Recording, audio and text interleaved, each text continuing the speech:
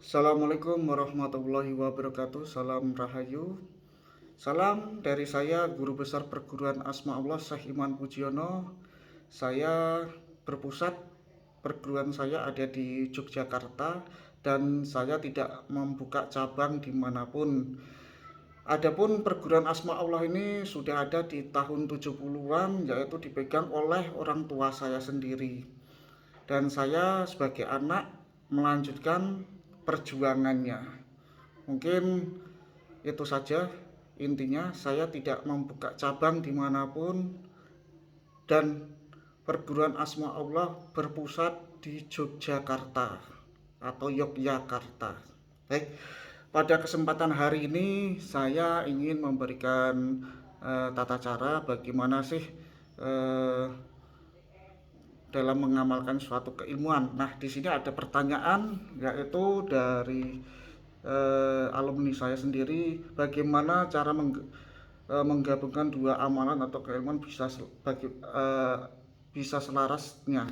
Baik, eh, baiklah, saya akan memberikan tutorial atau tata caranya bagaimana. Baik, mungkin banyak yang bertanya, bagaimana Gus untuk mengamalkan ilmu, sedangkan ilmu itu kan banyak, bahkan bisa ratusan. Baik, pada kesempatan hari ini saya akan memberikan solusinya bagaimana sih melakukan suatu keistiqomahan dalam belajar keilmuan al-hikmah.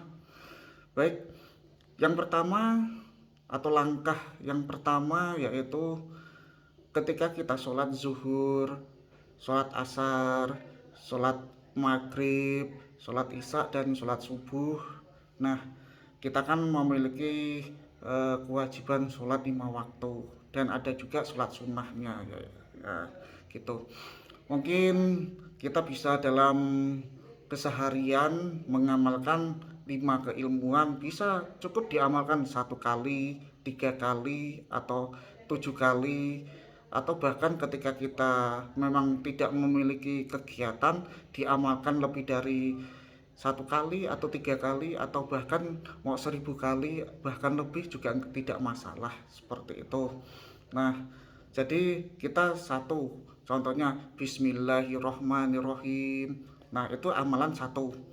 Yang kedua nanti la haula wala quwata illa billahil aliyyil azim. Nah, itu amalan kedua. Itu tata cara penggabungannya. Jadi kita selesaikan dulu amalan yang pertama, lalu kita amalkan amalan yang kedua.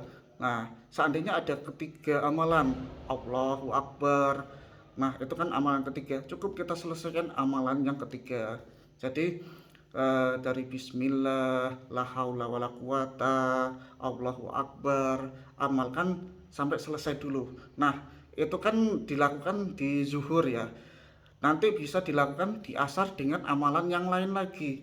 Seperti itu. Itulah yang dinamakan kita istiqomah dalam mengamalkan ilmu.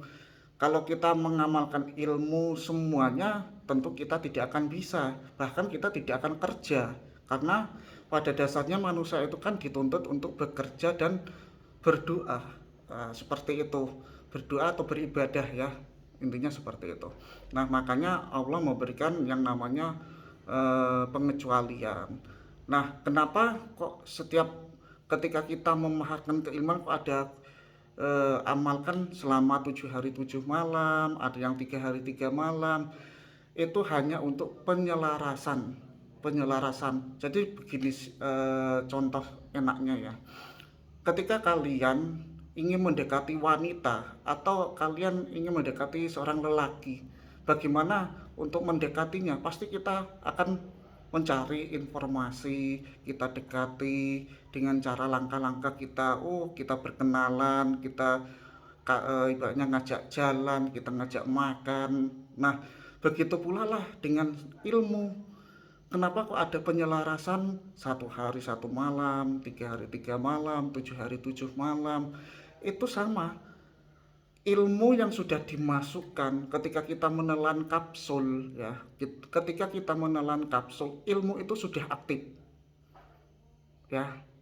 Bagaimana supaya kita bisa bertemu dengan kodam dari keilmuan tersebut, kita dekati dengan cara yaitu diwiridkan sesuai anjuran dari guru kita, seperti itu.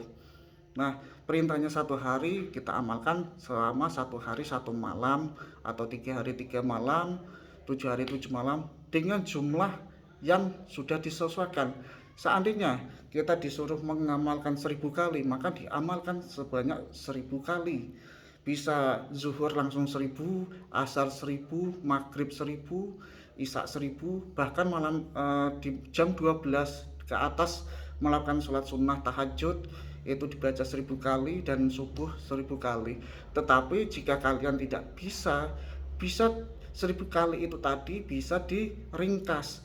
Ibaratnya zuhur kalian bisa mengamalkan berapa kali, di asar bisa mengamalkan berapa kali, atau bahkan kok zuhur nggak bisa, asar nggak bisa, maghrib nggak bisa, di malam hari masih bisa. Yang penting selama 1 kali 24 jam kalian mengamalkan, intinya seperti itu. Nah, kalau ada yang kok Gus kok ada kodam harimau, ada kodam kiai, baik, sebenarnya semua ilmu itu memiliki kodam. Tidak percaya? Sedangkan ayat kursi sendiri memiliki kodamnya. Al-Fatihah memiliki kodamnya. Al-Ikhlas memiliki kodamnya. Bagaimana kita untuk mendekatkan dengan kodam? Kita amalkan supaya kodam tersebut mendekat dengan kita. Sama seperti kita mau pacaran atau mau nikah, melakukan pendekatan. Nah, kalau kita nggak melakukan pendekatan, bagaimana kodam itu akan mengenal kita? Nah, seperti itu. Jadi itu tadi cara penggabungan suatu keilmuan dan bagaimana dalam menjalankan ilmu untuk keistiqomahan. Istiqomah itu tidak harus kita tiap hari membaca wirid beribu-ribu, tidak perlu. Intinya tadi itu bisa 1 kali, bisa 3 kali, bisa 7 kali, 41 kali, bahkan kalau mau lebih silahkan.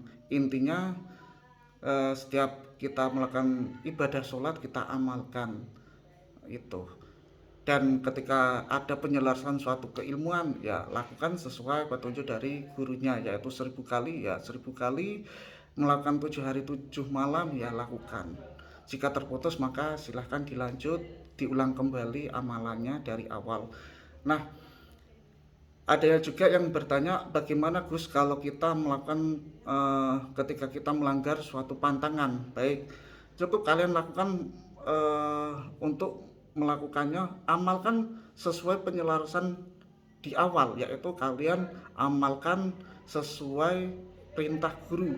Ibaratnya dulu kita melaksanakannya 3 hari 3 malam, kita amalkan kembali 3 hari 3 malam, seperti itu.